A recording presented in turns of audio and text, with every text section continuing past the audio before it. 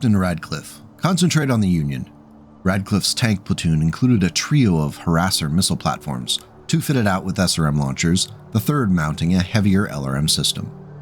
Although they lacked the punch of the fire support mechs, the hover tanks had an advantage of being fast and maneuverable.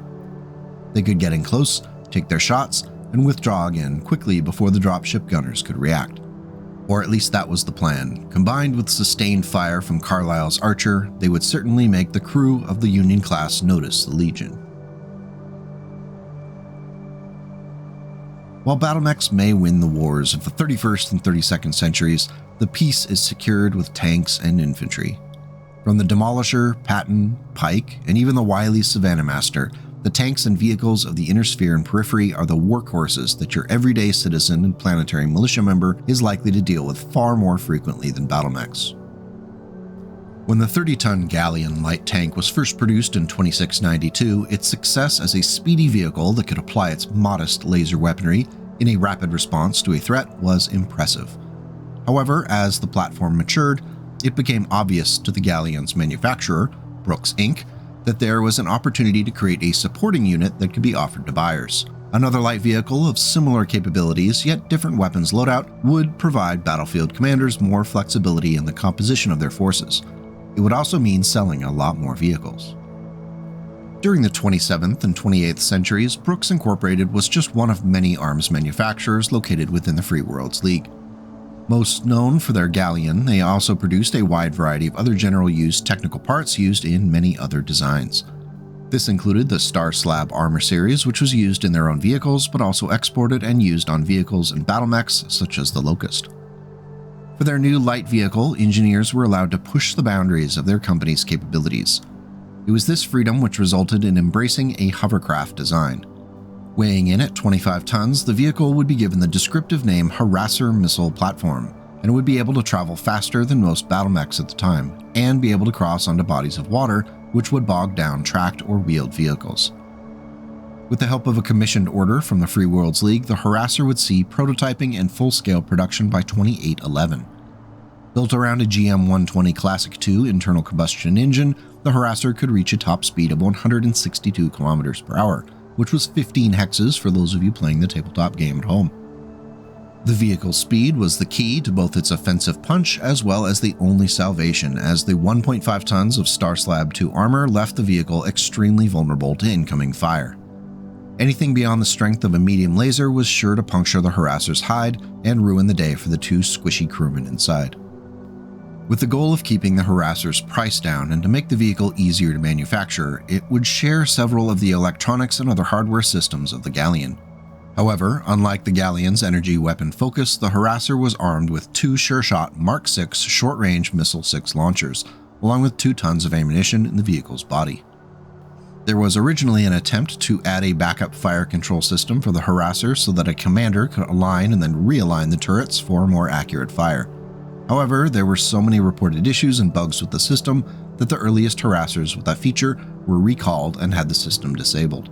It remains an interesting idea for autonomous control of coordinated mass targeting, but it was just not to be. A 25-ton hovercraft with a potential 24 damage alpha strike with Thol's 2 SRM launchers was too tempting to pass up, and orders came in swiftly. The original plan involved teaming the Harasser up with the Gallion within the Free Worlds League armed forces, though it didn't quite work out as the Great House was dragged into the Second Succession War. Desperate to reinforce planetary militias and military garrisons on many worlds, Harassers were distributed as a stopgap measure. Pushed into use as defensive units rather than on the offense in sweeping formations limited the effectiveness of the Harasser. Eventually, once the smoke cleared from the Second and even the Third Succession War, the Harasser was finally freed up to be deployed among frontline units acting as a speedy hard hitter. Relying upon that speed to avoid incoming fire, the plan was to have the brave Harasser pilots skirt the edges of their SRM range, fire their missiles into the enemy lines at pre-selected targets before fleeing back behind the Galleons, which were expected to concentrate fire on anyone bold enough to take the bait and move forward. Unfortunately, this bold strategy often did not lure the enemy from their lines, forcing a second attempt, which typically resulted in increased casualties due to the prepared enemy. Many Harassers ended up scrap on battlefields before the tactic was largely abandoned. Instead, the Gallions ended up being the first contact units, with the Harassers used as mobile missile cavalry, which would attempt to flank the enemy on either side, pouring SRMs into the targets that were already locked into combat with the slightly better armored Gallions. Now, I would like to take a minute to appreciate that the 3039 TRO outlines these events in a way that boils down to they were designed for this purpose, which ended up going extremely poorly and getting a bunch of Harasser crews killed, so they pivoted to something else. I'm just curious how many times it was attempted before they decided to try something new. But points for adapting, I suppose. The most frequent refit of the Harasser was to rip out the two SRM launchers and replace them with an LRM-10. The official LRM variant has an origin date of 2811, the same year as the original. With 3 tons of ammunition in the body of the vehicle, the LRM Harasser could operate for extended periods of time, offering very mobile fire support. There was even enough mass left over to bolt on another half-ton of armor. Once again, that speed made it difficult for enemy units to return fire successfully. At just over 500,000 C-bills, it was an extremely inexpensive option to add LRM cover to a mobile force. In 2957, a laser refit of the Harasser was spotted which matched the specs of the original, except for the 2 SRM-6s were replaced with a pair of medium lasers. I've always thought of this variant as the slightly bulked up Savannah Master. If your local gaming group has already banned the Savannah Master, this one could be a good option until they ban the laser Harasser too.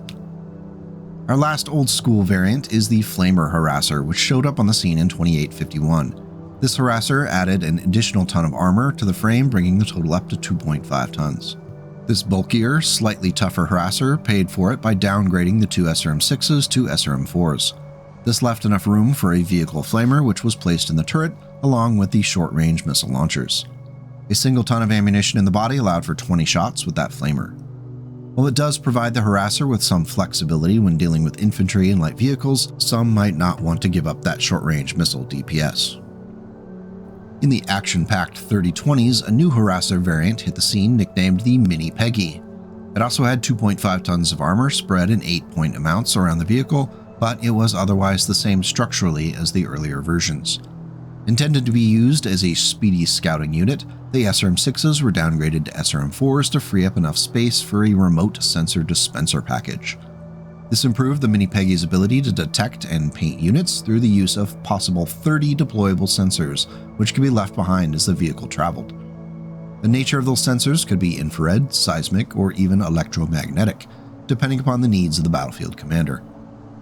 If you want to look into the rules for incorporating remote sensor dispensers in your tabletop game, they're found in the TAC Ops Advanced Units and Equipment Sourcebook on page 187. The Mini Peggy Harasser is interesting for an in-universe use of the vehicle, but of limited use on tabletop play unless you're running a very involved defensive campaign. Leaping down the timeline like an irresponsible teen with a DeLorean, 3079 had a new Harasser variant for us known as the Speed variant. This late kerfuffle variant benefits from a significant hardware upgrade that boosts the overall speed while offering a slight improvement in armor protection. The GM170 fuel cell pushes the Harasser up to 194 km per hour top speed, or 18 hexes for those playing the tabletop game. 2 tons of ferrofibrous armor provide 35 points of protection, which is easy to remember as it's all 7s around the vehicle. As far as weapons go, there's no change from the original 2 SRM-6s. It's a solid upgrade to the vehicle, though it is likely to push the cost up with the bigger fuel cell and the ferrofibrous armor. Caveat emptor. Taking another leap down the timeline to 3077, we have to talk about the notorious Travis sisters and their customized Harasser. The identical twins, July and Janine, apparently soured on their extremely privileged lives as children of Thomas Travis IV, the hotel magnate, and decided they would take what they had and go out on an adventure with the Harasser that they purchased with their father's money after their 16th birthday. What began as a day and night of joyriding around Castor, a formerly Word of Blake planet, recently folded into the Republic of the Sphere, turned into chaos and mayhem as they turned the vehicle's SRM launchers on the police who tried to give chase. Though eventually arrested, the Travis sisters escaped before their trial and fled, only to reappear a year later with their Harasser in a grudge against the authorities. Missile fire slammed into government buildings and seemingly random targets within the capital city. Though their father tried to keep the news of their antics quiet, it was impossible. Eventually, driving a hovercraft through a city, firing missiles into buildings and at police will be reported on. The sisters fled and disappeared again until 3079 when they returned with an upgraded Harasser and a desire to break more things in spectacular fashion. The upgraded vehicle had a fuel cell added, yet kept the 10-15 movement profile of the original. The 1.5 tons of armor was swapped for reflective armor, which explained why the police, who brought heavier energy weapons into play in order to hit the vehicle, were disappointed by their lack of effectiveness. The two SRM-6s were pulled in favor of 3 multi-missile launcher 5s and 2 tons of ammunition, usually 1 ton of LRM ammo and 1 ton of SRM. Even with the poor workmanship quirk of the Travis sisters' fuel cell Harasser, it is an interesting and flexible build. As of the writing of this script, the fate of the sisters and their machine is unknown, though the story and their antics made them local celebrities. No matter the ultimate fate of the Travis sisters, I think the moral of the story here is that if you spoil your children, they will buy a hovercraft, upgrade its missiles, armor, and propulsion system, and then lay waste to the local authorities. Our next variant of the Harasser shows up in 3085, and it reflects a shift in mission from a rapid response missile carrier to a scout and spotter for fire support. It also has a significant upgrade in speed with the addition of a 170 fuel cell and sports 2 tons of ferrofibrous armor. The 12-18 movement profile was useful for getting close to targets quickly and firing the vehicle's improved NARC launcher. The Inar Harasser wasn't totally defenseless, as it does have 2 one-shot SRM-2s, but those are pretty clearly intended for emergency situations or to take your shot along with the Inarc before fleeing back to Allied lines. This variant has a very defined role and could be used as a wildcard unit. It has less than 400 battle value and might be a cheap way for battlefield commanders to make sure at least one enemy mech is tagged with an Inarc beacon early on in the battle. A little late to the party, the next variant of the Harasser arrived in 3087 and took advantage of the multi-missile launcher system. Again, a 170 fuel cell was installed to push the movement profile up to 1218, and 2 tons of ferrofibrous armor offer a modest improvement over the original's armor plating. In the turret, 2 MML-5s were installed along with enough space in the body for 2 tons of ammunition. While this did offer some additional flexibility in terms of types of ammo, it came at the slight cost of reducing that SRM Alpha Strike capability to 10 missiles instead of 12. That may be worth it if the vehicle was firing those LRMs as it approached its target. For just 427 battle value, it could be just enough of a pain for the enemy for it to be useful. Just 2 years later, in 3089, the Harasser was once again given a missile upgrade with the Thunderbolt missile system. The specs match the MML Harasser exactly, except for the use of 2 Thunderbolt 5 launchers along with 2 tons of ammunition. For the old-timers out there who might not know, the Thunderbolt launchers fire a single larger missile rather than a rack of smaller ones. So when the Thunderbolt 5 missile hits, it does its entire damage to one single location. If you're a fan of the Thunderbolt, you're going to want to check this variant out. In 3091, what is known as the Heavy Ferro version of the Harasser hit the market looking a lot like the original but bulked up with new tech. The 1218 movement profile was there with the fuel cell conversion as well as the 2 SRM-6s. The variant gets its name from the 2 tons of heavy ferrofibrous armor that surround the vehicle. Our second to last official Harasser variant is known as the LFE for its light fusion engine. This Harasser is the speediest yet, with that 220 fusion engine and a supercharger which shifts the hovercraft's movement profile up from a 1421 with short bursts up to 1428. Now that is some serious get up and go. This is also the first Harasser that really leans into lasers beyond that original laser variant. It drops the missiles entirely for 3 standard medium lasers installed into the turret. The 2 tons of heavy ferrofibrous armor offer fair protection for the light vehicle, but overall the days of the inexpensive Harasser are in the past if the LFE becomes the standard. Our final official Harasser variant comes to us from the periphery and our friends in the Marian hegemony, who have taken to building their own version of the hovercraft with some significant changes. The 120 fuel cell brings us back to 10-15 movement profile, but still leaves some additional mass to work with.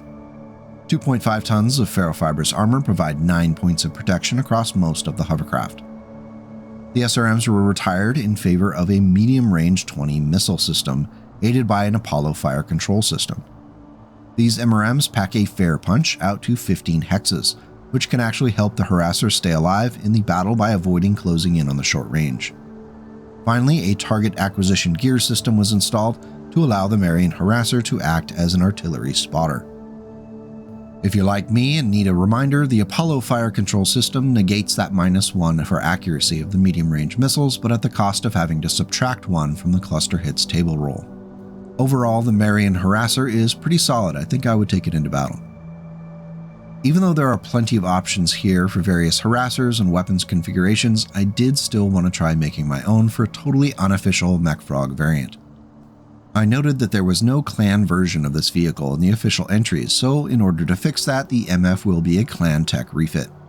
I don't break the bank by installing a fusion engine, but we are going to upgrade it to a 170 fuel cell to hit that 12-18 movement profile. 3 tons of ferrofibrous armor provide 12 points of protection around the vehicle, except for the rear, which gets 9. For weaponry, I went with a pair of advanced tactical missile 3 launchers, along with 3 tons devoted to ammunition. While this provides only a modest long-range punch for the equivalent of 6 LRMs at a time, it's a flexible shift to standard munitions and then the devastating high-explosive rounds which push the damage potential to a possible 18 at close range. For additional protection at short ranges from infantry, battle armor, or bothersome MASH units, 4 machine guns fill out the turret and are fed by half ton of ammunition in the body of the vehicle. Price-wise, the Harasser MF comes in at a slightly ominous 666 battle value and just north of 1.1 million C-bills. I don't think this is too unreasonable for what you get with clan tech in a swift and flexible hovercraft. Of course, please tell me what you think. Now before we get going, I do want to share one entertaining report from an encounter that the Lyran Alliance garrison on Lancaster experienced. Finding themselves suddenly attacked by an unknown enemy, which turned out to be a raiding unit from Clan Wolf, the planetary forces were completely overwhelmed and outmatched. While the light and medium tanks that tried to fight back were quickly destroyed by the clan battlemechs, the garrison's Harasser crews kept on the move, avoiding direct contact and firing their SRMs at opportune moments whenever the clan forces were near. Eventually, even the Harassers began to fall to the occasional lucky hit with a laser, missile strike, or Gauss round. When only one was left, the Harasser's crew fled into the city to find refuge. When Star Captain Regina Hall chased it with her Mad Dog, she found herself standing in the middle of a street, scanning for where this annoying hovercraft might be hiding. As it turned out, she would discover where the hovercraft was after looking out across the top floor of a parking garage where the Harasser was traveling directly at her at top speed. Unable to react quickly enough, the Star Captain could only watch in horror as the hovercraft jetted out from the concrete building and directly into her cockpit. The disabled battlemech crashed down to the street below along with the wreckage of the Harasser. As it turns out, the 2 crewmen of the Harasser actually survived the suicidal charge and were taken as bondsmen by Clan Wolf for showing a surreal amount of bravery. Star Captain Hall did not survive. So why do we love the Harasser? Personally, I think it's one of those oft-forgotten gems of a vehicle that rivals the speed of the Savannah Master, yet packs a considerable punch which makes it more valuable than its worth as a meme. The plethora of variants provide plenty of options for official loadouts, and most of them are solid depending upon how you use them. The Harasser is fun and a zoomy addition to any combined arms force for your BattleTech roster. I would say give it a try. Do you have a Harasser story from the battlefield or a favorite variant that we covered today? Let me know in the comments below. Thanks as always for coming by to talk some BattleTech. If you think the video is worthy, let me know by hitting that like and subscribe button so that I can see the little number go up and enjoy the happy brain chemicals. An additional thanks to channel members who have taken that extra step and are directly supporting the creation of these videos. You're awesome and I appreciate it. Until we meet again, take care and go make the world a slightly better place today and tomorrow.